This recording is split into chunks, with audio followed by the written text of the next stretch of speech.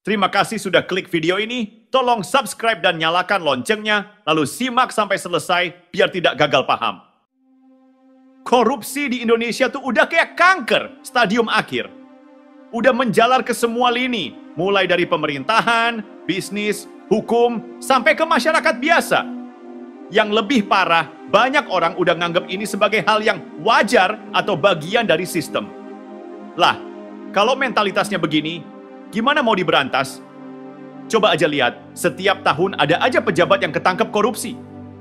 Ada yang ditahan, ada yang dijadikan tersangka, ada juga yang pura-pura sakit biar dikasih keringanan. Tapi yang bikin kesel, mereka ini jarang banget yang benar-benar kena hukuman berat. Kebanyakan cuma di penjara sebentar, terus keluar dengan muka santai, dan masih bisa menikmati uang hasil korupsinya. Kasus-kasus korupsi di negeri ini udah nggak bisa dihitung jari. Dari kasus EKTP yang ngerugiin negara triliunan rupiah, kasus bansos yang mestinya buat rakyat miskin malah dikorupsi, proyek-proyek infrastruktur yang anggarannya dikemplang, korupsi di Pertamina, pokoknya nggak akan selesai seminggu kalau disebutin satu persatu. Itu baru yang ketahuan. Yang masih di balik layar?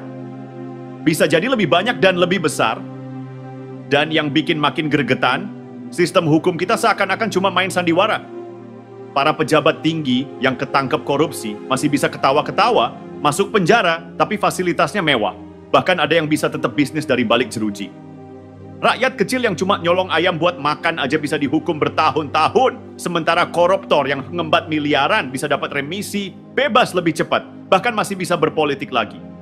Terus, soal perampasan aset, ini juga bukti kalau pemerintah kita nggak serius memberantas korupsi. Udah bertahun-tahun diwacanakan, tapi nggak pernah benar-benar dijalankan. Padahal, kalau beneran mau ngasih efek jera, seharusnya bukan cuma orangnya yang dihukum, tapi semua harta hasil korupsinya juga diambil, dikembalikan ke negara.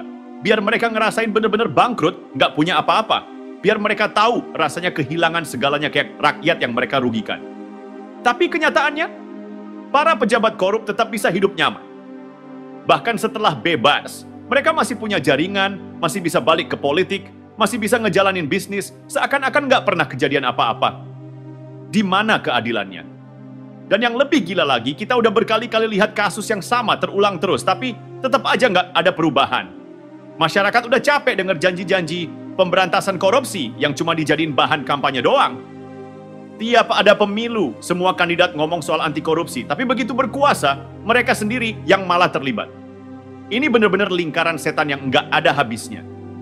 Masalahnya bukan cuma ada di sistem hukum, tapi juga di mentalitas masyarakat. Banyak yang berpikir korupsi itu biasa, semua orang juga ngelakuin. Atau ya udah mau gimana lagi, negara kita emang kayak gini. Mentalitas kayak gini yang bikin korupsi makin susah diberantas. Selama kita terus nganggep korupsi itu hal yang bisa dimaklumi, maka jangan harap bakal ada perubahan. Kita perlu sadar, korupsi ini bukan cuma soal pejabat yang nyolong duit negara. Ini soal masa depan kita.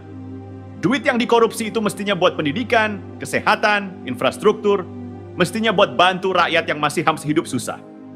Tapi karena keserakahan segelintir orang, semuanya jadi berantakan. Kita semua yang kena dampaknya. Jadi pertanyaannya sekarang, sampai kapan kita mau terus diam aja? Sampai kapan kita mau terus membiarkan negara ini dikuasai maling-maling berdasi? Kalau nggak ada tindakan tegas dari pemimpin kita, kalau hukum masih bisa dibeli, maka siap-siap aja korupsi makin merajalela. Dan kita semua yang bakal ngerasain akibatnya. Gimana bisa kita berharap korupsi berhenti kalau pemimpin-pemimpin kita sendiri nggak punya nyali buat bertindak tegas? Setiap kali ada kasus korupsi, para politisi dan pejabat tinggi cuma bisa ngeluarin statement, kami akan memberantas korupsi. Tapi kenyataannya, itu semua cuma omong kosong. Udah berapa banyak presiden, ketua MA, dan pejabat tinggi lainnya yang berjanji akan menghentikan korupsi, tapi di balik itu mereka sendiri nggak pernah benar-benar serius menindak pelaku korupsi dengan hukuman yang setimpal. Yang bikin makin ngeselin, semua tindakan yang diambil cuma setengah-setengah. Dari penangkapan sampai persidangan, prosesnya lama, penuh drama, dan seringkali berakhir dengan vonis yang ringan. Misalnya, kasus besar yang menyedot perhatian publik seperti kasus suap dan pencucian uang, setelah ditangani, malah ada penyelesaian damai atau kebijakan yang lemah. Bahkan beberapa koruptor besar bisa tetap bebas, ngelakuin apa yang mereka mau, seolah nggak ada hukum yang bisa mengekang mereka. Coba pikir, kenapa pejabat yang udah jelas-jelas korup, yang uangnya ratusan bahkan ribuan kali lipat dari gaji mereka, masih bisa berjalan bebas di luar sana. Itu semua karena nggak ada komitmen politik yang nyata. Seharusnya sebagai pemimpin mereka bisa tegas, bukan cuma ngomong doang. Tindakan nyata yang dibutuhkan adalah kebijakan yang lebih ketat dan berani. Yang nggak ada kompromi, nggak ada deal-deal belakang layar yang bisa membebaskan pelaku. Kalau pemimpin kita masih takut untuk ngambil keputusan yang berat, ya jangan harap masalah ini bisa selesai.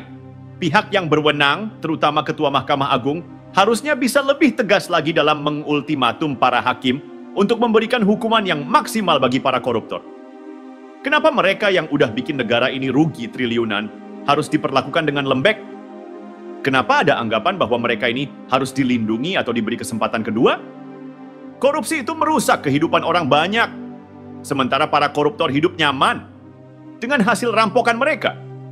Kenapa di beberapa negara hukuman mati diterapkan bagi koruptor, sementara di Indonesia kita cuma bisa ngomong soal keadilan yang enggak pernah ada? Kalau kita mau korupsi diberantas, harus ada komitmen yang lebih besar. Pemimpin kita nggak boleh takut buat ngambil langkah tegas. Jangan hanya takut kehilangan dukungan politik, atau takut nyentuh orang-orang besar yang terlibat dalam lingkaran korupsi itu. Harus ada keberanian buat ngelawan sistem yang rusak ini. Jangan sampai hukum di negara ini cuma jadi formalitas belaka. Yang lebih parah bukan yang ngasih hukuman yang serius, malah ada banyak pejabat yang lebih mementingkan pencitraan. Banyak yang lebih fokus pada popularitas dan elektabilitas daripada ngurusin masalah korupsi yang udah parah ini. Kalau yang mereka pedulikan cuman gimana caranya tetap dipilih, ya nggak bakal pernah ada perubahan yang berarti. Mereka takut merusak hubungan dengan pengusaha besar, takut ngambil risiko politik yang bisa bikin karir mereka berantakan. Jadi pertanyaannya adalah, sampai kapan kita terus-terusan dihadapkan dengan pemimpin yang cuma ngomong doang tapi nggak bisa diandalkan? Selama kita terus dipimpin oleh orang-orang yang enggak punya keberanian untuk bertindak tegas, selamanya kita akan terjebak dalam pusaran korupsi ini. Kalau kita nggak punya pemimpin yang bisa diandalkan, yang siap untuk membuat keputusan yang berani dan memberikan hukuman maksimal kepada para koruptor, ya siap-siap aja Indonesia akan terus terpuruk. Pemimpin yang nggak berani bertindak tegas sama aja dengan mendukung keberlanjutan korupsi. Kalau mereka cuma berani ngomong tapi nggak ada aksi nyata, maka segala omong kosong soal pemberantasan korupsi akan jadi sia-sia belaka. Kita udah lama banget terjebak dalam perdebatan soal cara terbaik buat memberantas korupsi, tapi kenyataannya apa yang udah kita lakuin selama ini nggak cukup. Semua cara yang udah ada kayak hukuman ringan atau penjara yang nggak memadai, cuma bikin para koruptor makin percaya diri. Mereka tahu mereka nggak bakal dihukum berat, apalagi sampai mati. Kalau kita mau memberantas korupsi secara tuntas, seharusnya kita nggak boleh ragu lagi buat ambil langkah ekstrim. Hukuman mati bagi pelaku korupsi yang terbukti dengan bukti yang sangat jelas. Ini memang terdengar brutal, bahkan ekstrim. Tapi, kalau kita terus terjebak dalam sistem yang nggak tegas, korupsi akan terus berkembang. Kita nggak boleh lagi ngasih kesempatan kedua atau ngasih hukuman yang bisa dibeli. Itu cuma ngebuat para koruptor merasa nggak ada yang bisa menahan mereka. Mereka udah bikin kerusakan luar biasa ke negara ini, bikin rakyat menderita, sementara mereka tetap hidup enak. Hukuman mati bukan soal balas dendam, tapi soal memberikan pesan yang sangat jelas. Korupsi itu adalah kejahatan yang nggak bisa ditoleransi. Lihat aja negara-negara yang menerapkan hukuman mati untuk pelaku korupsi, seperti Cina.